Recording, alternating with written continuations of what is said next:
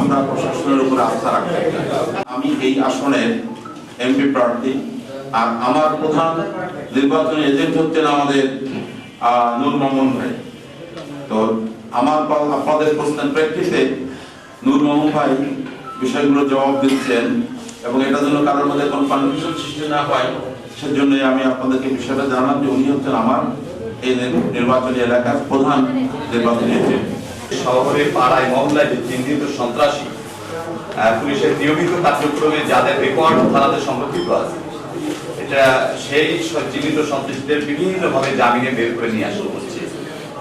তো সেই বের করে নিয়ে আসা হয়েছে এবং তারা একবার বীর দলকে এই একজন প্রার্থীর সাথে মার্কার পক্ষে তারা সেখানে পাড়ায় মহল্লায় তারা কাজ করছে।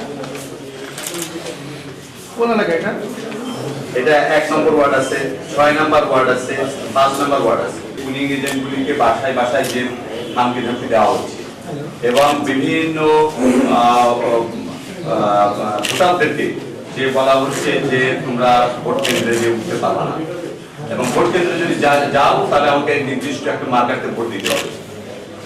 এরপরে যারা সংখ্যালঘু সম্প্রদায়ের যারা আছে তাদের কাছে যখন আমরা গেছি তখন তারা বলেছে যে আমরা আসলে খুবই চাপের মধ্যে আছি এবং এখানে আরেকটি হচ্ছে যে ভোট কেন্দ্রগুলো আছে, অতীতে যে ভোট কেন্দ্রগুলো থেকে ভোট ডাকাতি হয়েছে, ছিনতাই হয়েছে, এরকম রেকর্ড আছে, সেই জায়গাগুলোতে আমরা মনে করছি যে এই জায়গাগুলো থেকে ভোট ছিনতাই বা ব্যালট জাল ভোট হতে পারে।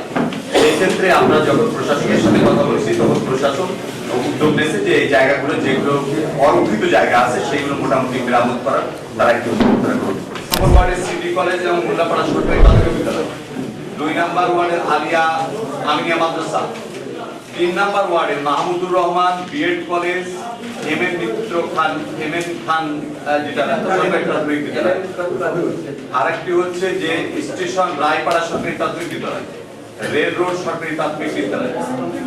আমি এই 8টা বললাম, আর আমাদের প্রশাসনের কাছে এই তালিকাগুলো প্রশাসন যে বক্তব্য রেখেছে আমরা প্রশাসনের উপরে আস্থা রাখতে চাই।